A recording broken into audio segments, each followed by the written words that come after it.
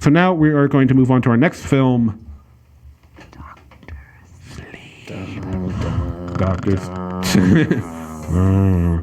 Yes, ladies and gentlemen, we're talking about the sequel to Stanley Kubrick's The Shining.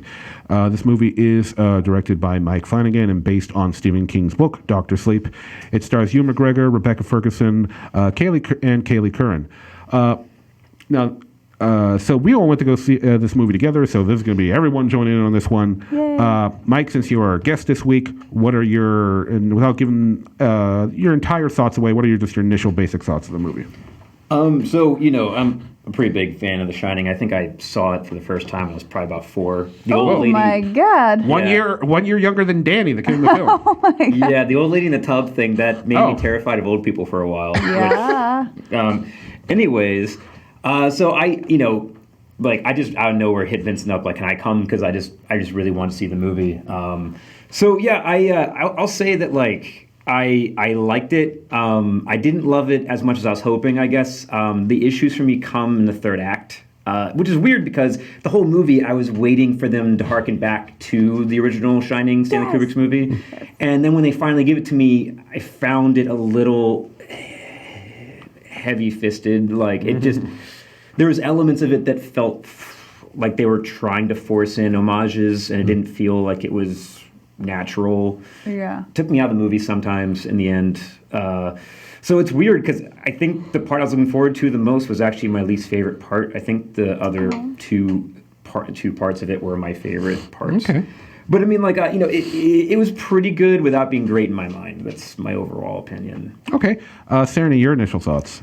Well, I'm going to give it 5 stars because there was a cat in it. Okay. There was a very cute cat in the movie. Sorry, spoiler. Actually, no, honestly, I really liked it. And I was impatient, too, for the hotel scene. I couldn't wait for them to get back to the trailer. Overlook Hotel. We know it's coming. Right, and I thought that they would spend more time there, and I thought that they would be a little more fair. And I agree with you, it was a little bit disappointing. But the story was fantastic. The characters were unique. And it was not at all what I was expecting. I was not expecting them to go that way with the story. But I liked it. Okay. I liked it, especially the cat. Oh, yeah. So for those of you who don't know the plot of the film, the plot centers around Ewan McGregor's character, Dan Torrance, who he's Danny, the little boy from the original Shining, all grown up. And he's, kind of led a hard life since the events of The Shining, learning how to control his powers. He's been in some dark spots. But he's grown up, and he encounters another person who can shine by the name of Abigail Stone, who just goes by Abra in the movie, played by Kaylee Curran. And who was wonderful, by the way. Yeah, actually, I was about to cut in, but I didn't know if it was a good time. She was great. Yeah. Oh yeah. We'll get. We're definitely going to get into her. But then they find out there is a group of people who kill and absorb the power of people who shine, and this group is basically. I mean, they have a group leader, but the main character for the purposes of the film is Rose the Hat, played by Rebecca Ferguson. So since I was going to start with Ewan McGregor, but since you guys want to talk about Kaylee Curran, we'll start with her.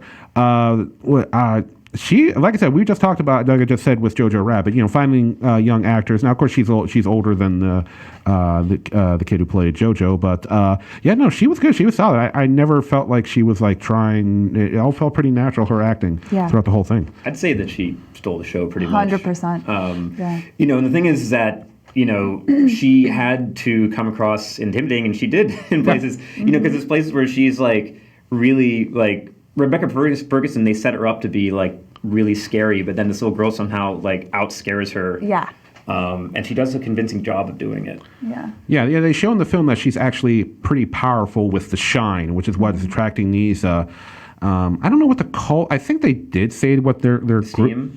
Well, I thought you were trying to say. That's what the villains call the shine. They call it a steam because when they absorb it out of you, it comes out of steam as the body. But I can't remember what the name of their group was called. Hellfire Club. Hellfire Club. I don't think they had one. Yeah. Yeah, I think they said it briefly in the early part of the film when we're first introduced to the not the first time we're introduced to the group, but the second time when we see a little bit more of who they are, how they work. The character Abra, she was really cool. I liked her a lot. She definitely brings that presence of, you know, like she's dealing with The Shining, but she has Ewan McGregor as kind of like a friend because they have like they're like psychic pen pals in the movie. No, she definitely gives a present like when she's using her shine powers. And once again, they indicate in the movie that her shine powers are. They called it the whale. Yeah, she's like the white whale that they're searching for. She's the big kill. She's like that 10-point buck that they've been looking for. Yes. She's very powerful. So like she's like a fucking buffet to these like people who kill and absorb people who shine. So they're really after her. And she goes from like you know this scared little girl to like gaining some confidence as the film goes on and really showing them like, okay, you guys going to come for me? You guys going to kill other shiners? Let me show you what I can do and let you know what you're in for if you're coming at me. And now she gets a little in points of the movie, maybe gets a little ahead of things, maybe, is a little too proactive, because there's a point in the film where we'll get into spoilers, but look at you jumping ahead. Yeah. But anyway, so let's move on to the returning character of this. We'll say this section of the Review. I'm going to say the Stephen King universe. But yeah, Ewan McGregor as Dan Torrance, once again, the grown-up version of Danny from The Shining. Ewan McGregor, a great actor, and I liked him in this. We see him dealing, like in the beginning part of the film, we see kind of stuff about what happened to Danny after the events of The Shining and when he was a kid and somewhat into adulthood. We see that he's dealing with a lot of mental, emotional issues that he deals with in less than healthy ways. And see him trying to turn his life around and find purpose. And I think Ewan McGregor pulled it off. I think pulled off the parts where Danny. I'm going to keep saying Danny instead of Dan. Is like struggling in his life. Yeah, Danny boy. Yeah. There's something I want to say once we get into spoilers, but I think he did a good job. There's the moments where he's like struggling, you believe it. The moments where he's like seems to be finding some kind of peace, you believe it. And then the moments where he's like, fuck, I don't want to get involved in this shit. About this little girl, they're coming at her. God damn it. I was digging it. Serenity, how you feel About Ewan McGregor? Oh, I thought it was great. Okay. Yeah, I really did. I thought it was fantastic. Mike? Well, I'm always a Ewan McGregor fan. Yeah. I did feel that the movie missed some opportunities with him. The thing is that the little girl was such a scene stealer and such a narrative stealer also that they didn't have so much time to focus on him as, maybe they could have developed some of the things he's going through better. But I mean, I think that with what they gave us, he did a very good job. Okay. And lastly, before we get into spoilers, we'll talk about Rebecca Ferguson's character, Rose the Hat, one of these shine hunters, we'll call them. Since I can't, no, they said it in the beginning of the film, but I missed it. I did not. I must have totally missed it because I didn't hear them call themselves anything. Well, it's during that one part where they're having like with that ceremony thing. But yeah, Rebecca Ferguson, who I think. I don't know. What would you say? Do you think most people know her for the Mission Impossible films at this absolutely. point? That's completely where people know her from. Yeah, okay. Yeah. Just being safe. I was like, something else I forgot she was in. It was big. I don't remember. But no, she's one. I keep hearing people in the theater calling her the girl from Mission Impossible. Oh, that's what you hear? Okay. Okay, well then I made the right call there. Yeah, in fact, if you go to our IMDb page, 2 out of her 4 known fours are the Mission Impossible movies, including Mission Impossible 7, which is on the way. And like, she was in Men in Black International. Yeah. That's a shame. That's a shame. I didn't like Men in Black International. I don't know about you. I remember her in that one, honestly. She was the arms dealer that Hemsworth was involved with briefly. That had the third arm. Yeah, I sort of remember now. Yeah. Okay. We'll forgive her for that. I forgot. Anyway. But yeah, her and her group, like I said, they eat / absorb people who shine, and they do have their creepy moments at times because they're kind of like these like almost drug addicts to rabid dogs. Because the moments in the movie where they do kill people who are shiners, like once their shine comes out of them, which comes in the form of steam, and that's how they refer to it as, that's their steam that they eat, they kind of like run up to them like rabid dogs and just start absorbing it because they need it. It's like they're addicted. And I think that's one of the themes of the film is addiction, as we also see with Danny, who has addiction issues in the film. And I think that's part of one of the themes of the film. And it does make some creepy moments because one moment they're acting like normal people, and then the next one they're like sucking up the power and just like they're like high as shit, Yeah, it's like a sexual thing. They also like look and dress like a group of friends that are just tasting beer on Butler Street in Lawrenceville with the stupid magic hats and like the scarves, and they just look like a bunch of douchebags. They dress really Or poorly. washed out hippies. That's that. Yeah, exactly. Yeah, they look like they're going for a. They all have nicknames. They all have Yeah, nicknames. Crow. So I'm going to run them down. So record person is we got Rose the Hat. We have Crow Daddy. We have Snakebite Andy. Apron Annie. Another one, Apron Annie? Annie. What the fuck, Stephen King? What kind of name is that? Barry the Chunk. Wait, it makes me think of like Chunk from Goonies. Like he grew up to be like a shining eater. Yeah. I was thinking more Chunk from Voltron. So still in the 80s. I prefer my reference better. Okay, you do that. The Goonies. Come on. I was thinking of like the chunky chocolate cookies from Chips Ahoy. Ooh. It's always food with me. Why is it always food with me?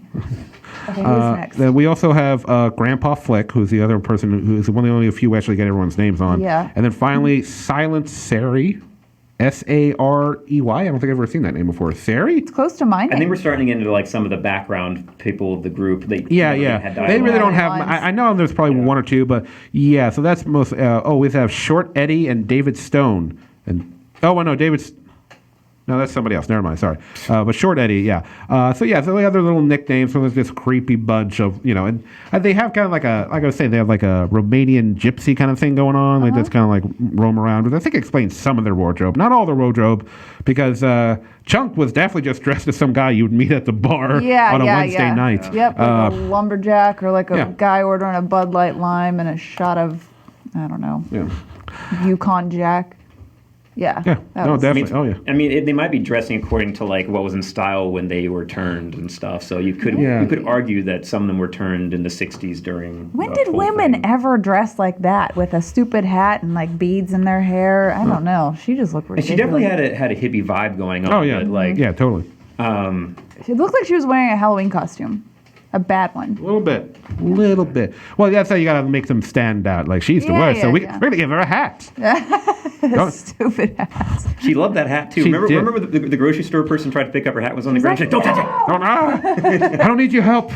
I'm a grown woman. I can pick up my own I hat. thought maybe the hat was going somewhere. It's an Maybe Indiana Jones the hat hat's with gonna her. get a sequel. The Yeah. next movie, the third one's gonna be Yeah. Shining. Yeah. Rose's hat. Yeah, but anyway, one more thing we're going to spoilers. I thought the atmosphere of the film was pretty good. I like the cinematography keeps things very shadowy. You can tell when things going to go down. Things get very shadowy, even when it's like in the middle of the day. There's that one scene where in the forest and it's like dense trees and it's like you get little things here and there. Visually, the visions that they had when they're going inside each other's minds was, I think, the craziest cool stuff. Oh yeah, no, it was like I that was love that. definitely cool. Like there's a lot of like world flipping stuff going on. Yeah, I did think Some that flying. I think they did use the heartbeat thing a little too much in this, because in the original Shining they used that sparingly. In this they used it very Almost every scene. Yeah, I it was noticed a little too much, I think. Yeah. But yeah, that's my only real complaint on the technical side of things. All right, so before we get into spoilers, time for recommendations. Sandy, do you recommend Dr. Sleep? I recommend Dr. Sleep. Go see it. All right, Mike, do you recommend or not recommend Dr. Sleep? I recommend it.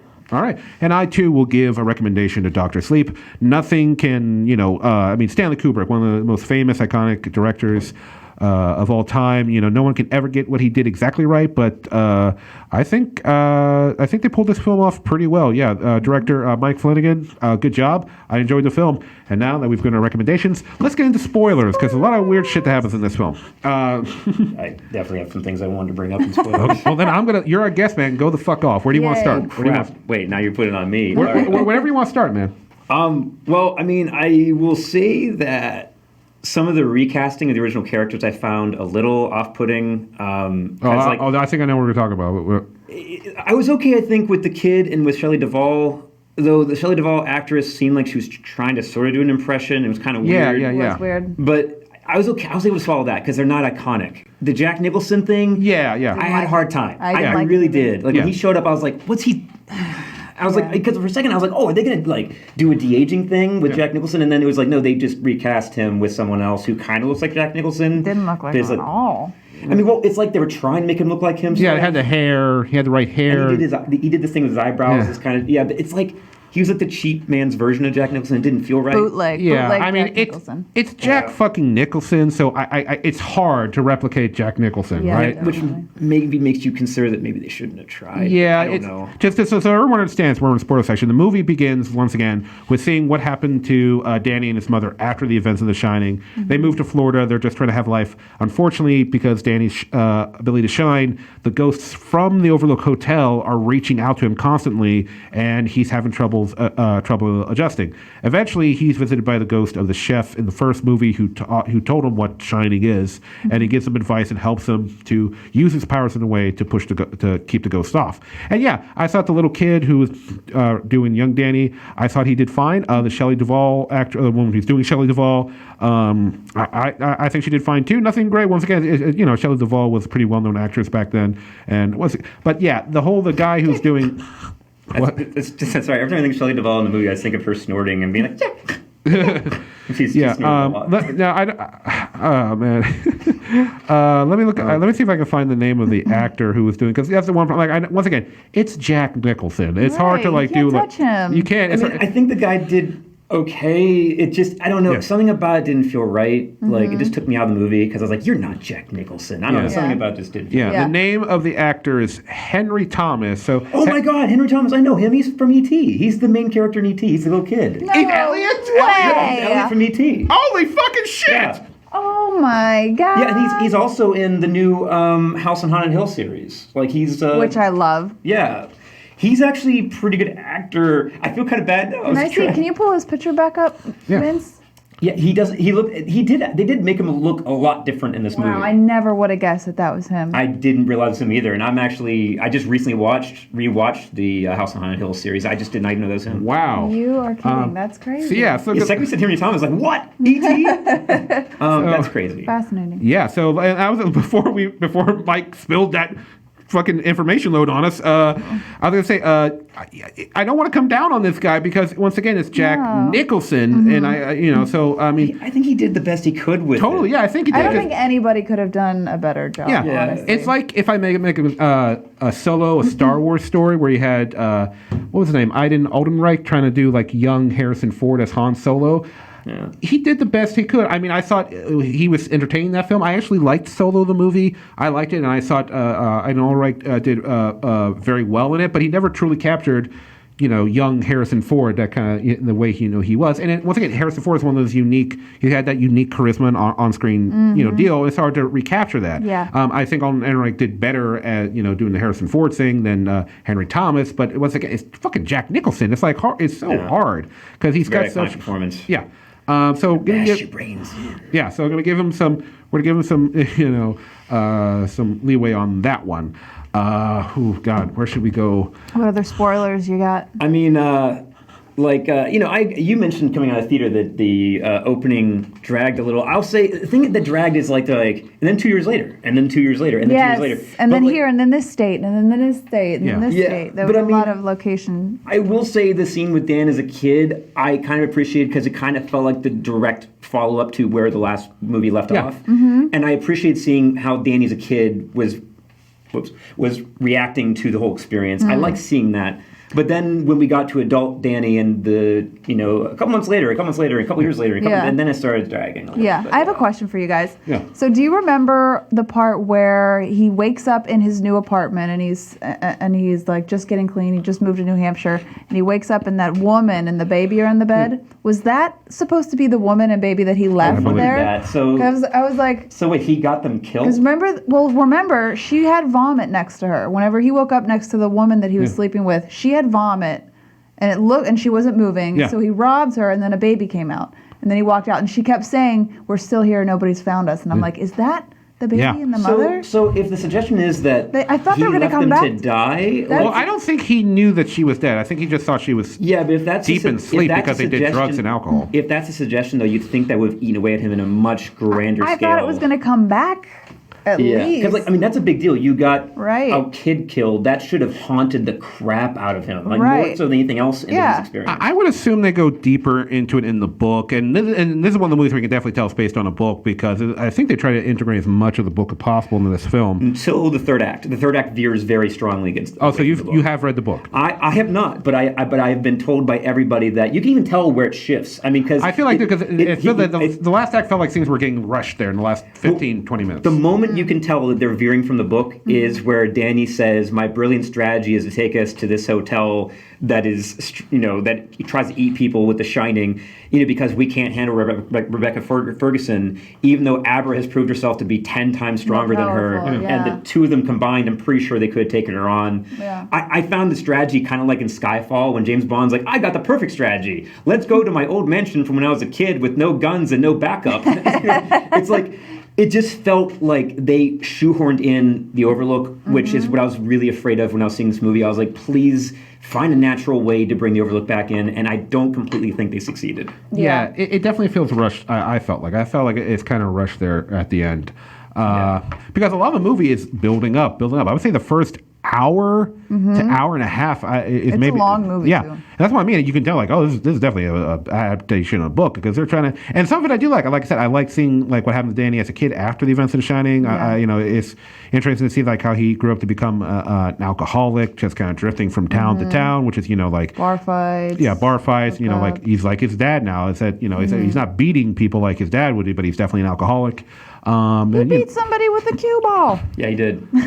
Which he might have actually killed that guy too. We're not Right, sure. he might have killed him too. Well, he didn't beat his wife and kids, so that's, Right. But yeah, no, he's definitely he's definitely fallen down to like he's at the bottom of like the pit here. We see Danny, like I said, get into bar fights. He's an alcoholic, and Robbing dead girls. yeah, who apparently she robbed him first to buy the what were they? They were snorting some Coke. cocaine. They were doing coke. Yeah, so I don't think he knew that she was dead. I think he just figured we were drinking all night and snorting cocaine. She's just out cold, and she'll wake up like in an hour or two and take care of the baby. So Give the baby some Cheez-Its. I almost feel like and it a should have been dollar. like a repeat of the Train Spotting vision where he sees the baby crawling on the ceiling with its head twisting around at him. But it did, like, again, there was a disconnection for me to some degree in what exactly Danny was going through internally in some parts of the movie. Like, I don't know. It just felt like there was things he should have been wrestling with more for me. Like, for instance, he kills people in this movie as though it's no big deal, as though he's done it before. Like, shooting people. Yeah, it just felt. I know they're not really people anymore, but at the same time, there's like some kind of undead thing. Yeah. yeah, at the same time, I don't know. It's just weird. Like, he's never killed people before, and I don't know. Well, I didn't feel, but the thing is, I didn't feel internally what was going on with him. Like, I felt,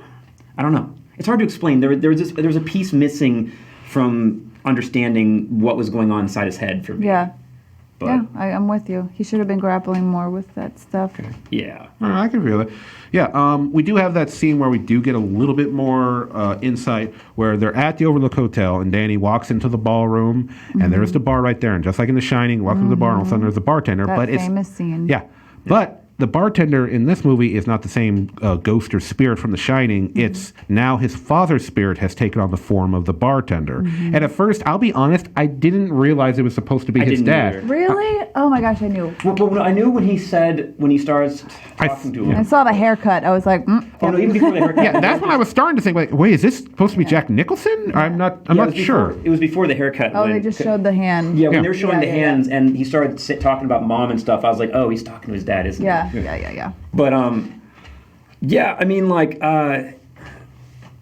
do we want to go backwards a little because we're talking about the ending a little bit? We can. I just wanted to point out because there's that scene where he's talking to his dad spirit, his bartender, and he starts to unload on him, and we get a little bit. What?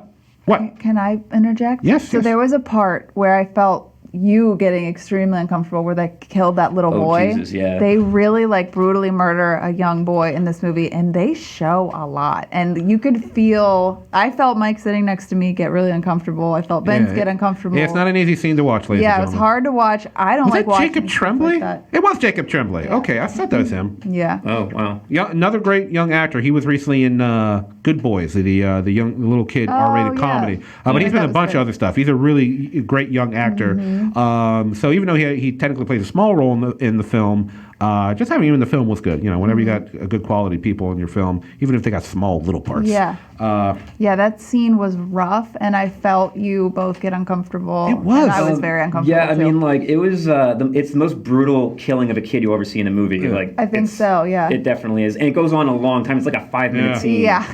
And the kid's just screaming bloody murder. So like. My reactions watching it as I was like, do we really have to be seeing this much of it? It was too much for me. Yeah. But there is a certain point of it where later I look back on it, I'm like, it did make a very strong point though about Why they're going after them. Well, yeah, and why we should be afraid of them and stuff like that, which to me, the fear factor for Rebecca Ferguson kind of diminished the further movie we went because the little girl was just so powerful. But for a minute there, that was kind of like, oh my God, this is what they do to kids. This is really horrible. Yeah, these guys need to go. Yeah, which I think was motivation enough. Like you guys saying, like, maybe Danny, he just kills without thinking. But after you see that and these they're not people anymore, they're closer to the things that were in Overlook Hotel. That I can understand, because to him, he's not hunting, he's not killing people at that point.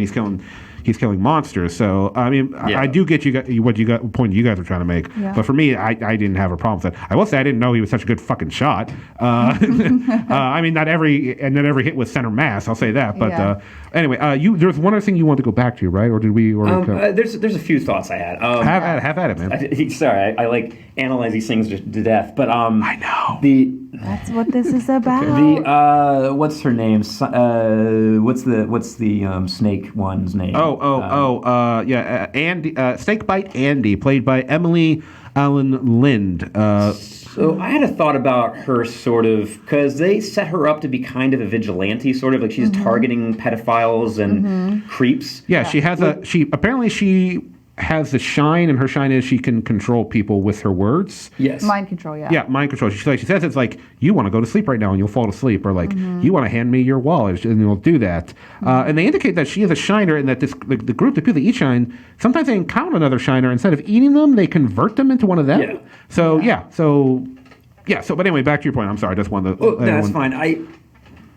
I was going to say that, like, it was weird because they established her one way as being this vigilante. I wonder if it's like almost like those vampire, like, Fright Night, where when someone gets bit, they just go bad and they lose their humanity. I don't know if it's that or not, but it's weird because she clearly had some kind of moral justice in her about hurting children and stuff like that, because she was doing vigilante stuff. And then here they are brutally murdering a little boy, and she's totally getting off on it. So is the question that when you're turned and converted, do you lose your humanity, or like, did she just not get developed very well? So I think the way they were trying to make it was like, vampires need blood to live, right? So I think they kept saying like, okay, you're going to eat well, and we're hungry or we're thirsty. I think that's how they survive. I thought of them as like shining vampires, sort of. But like, the question is, keep in mind, but in the scene where we see her join the group and be converted into one of them, and by the time we see the murder of Jacob Trembley's character, there's like an 8-year difference. So the thing is though, is that they set her up though to kind of be a vigilante and kind of have a moral justice, moral code, sort of. So the question is, does this corrupt your humanity and make you just become a shining thirsty monster, or was she just not well developed? I see things. That problem is that for me in the movie they didn't specify that enough for me to understand that transition. Both. Yeah, I think it's a little bit of both. I mean, the main purpose of their character is obviously just to give us more knowledge of the group and how they operate, and stuff like that. But see, I think it would have helped me to have the rules laid out a little better, like, because for instance in Fright Night, like, they very specifically make it clear that your humanity is killed when you turn into a vampire. Yeah. So it's very clear in that movie. This movie, that wasn't as clear. I was a little confused about that. So her character to me was kind of a dead-end character, sort of, because I didn't understand her. I gotcha. I'm with you. All right. Guys, is there anything else we want to go over in our spoiler section here? I do think that we should talk more about the end. We'll talk about the end. So at the end of the movie, at this point, it's just down to Dan and Abra. All the other undead shine eaters have been killed off. Dan's best friend that we meet in very early on part of the movie, he's been killed off, and it's just down to them. And he says his grand plan is that we're going to go back to the Overlook Hotel, and he's going to use the evil of the hotel to finish off Rebecca Ferguson, who, as a point, I want you guys to point out that Abra is extremely strong. She can take on Rebecca, But to some of the movies, some of the credit, they do show that before Rose the Hack goes to finally take them out, she absorbs the remaining canisters of shine steam so she's basically supercharged at this point. So now is she stronger with Abra? I don't know, but she's at least at the point where she is a threat to both of them. So yeah, they go to Overlook Hotel. They kind of set up a sort of trap. We're not sure what the trap is. We know obviously it has to do with the ghosts. But yeah, like I said, it felt rushed. I mean, it felt rushed. It felt forced, kind of. And like I said, I know what you're saying about her absorbing a lot of Shining before she went to confront them, Rebecca Ferguson's character. I didn't feel that threatened by her at this point. The little girl was so powerful that I was just like, I don't think she stands a chance against the little girl and Ewan McGregor combined. And the thing is that because I didn't feel threatened by it, I didn't know why they bothered going to the hotel. I was like, you guys could just take her out. I don't know. So the little girl, I love the little girl. I thought she was fantastic. Yeah. It's just maybe too powerful. I don't know. I mean, because the funny thing is that I also loved her overpowered scenes sometimes because the way she took them on, I was like, oh yeah. Oh yeah, and the visuals in them worked very well. But it also is a detriment to the movie to a degree in the finale because she's so powerful that I don't feel threatened by Rebecca Ferguson anymore. Yeah. Okay, I can feel you on that one. Yeah. And plus I will say I kind of saw what Dan's strategy was before they got there. Well, it's basically the same strategy from Skyfall, but So the strategy that we see in the early part of the film, that the way he deals, because the ghosts from the Overlook Hotel are still reaching out to him from hundreds of thousands of miles away, and he's taught a technique where he creates a box in his mind and he traps the spirit in the box. And by the time he's an adult, he's got a dozen boxes in his mind, all filled with different spirits from the Overlook that have reached out to him.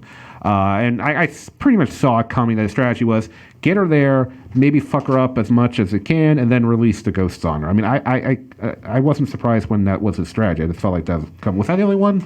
I wasn't. That's another thing too. Is I did kind of see where it was going at a certain point. It kind of played exactly the way I expected it to. I expected pretty much everything that happened in the end to happen. And actually, they did pay homage to The Shining book with what happened to Dan in the last scene. I don't know if we want to talk about that exactly specifically, but the way that his character ended off in the story is the way Jack Torrance originally ended off in the original Shining book.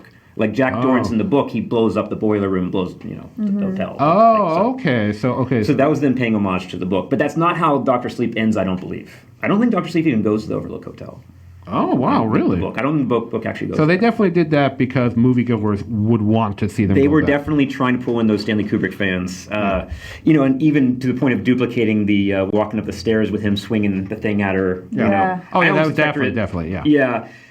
One other thing I want to say real quick about the rules of The Shining, because I have not read the book, so someone might write in comment-wise and correct me on this, but I'm pretty sure that the way that the Overlook Hotel absorbs people with The Shining is they corrupt them until they kill someone or themselves. Well, that is what happened with Jack Torrance in the first one. Yeah, he has to go straight here's Johnny. There's a build-up. Yes, It's a very slow process of corruption. The way that they corrupted Ewan McGregor as quickly as they did, I didn't buy it. It just doesn't fit with the model of what they do. Right. I mean, they were they were literally boxed up for decades. So maybe because they all came at him at once, because they were all pissed at him. But yeah, it just felt it just let him know. All of a sudden, he's fucking swinging the axe at Abra. Just plus he has the limp, just like Jack Nicholson and everything. Yeah, there's a little too much what happened last time. We're making comparisons, but But yeah, so I think we about covered everything. We're definitely reaching our time here on the show. Hey everybody, hope you enjoyed that clip. We live stream every Thursday night on our Twitch channel, and of course check us out on the River's Edge Online Radio Network.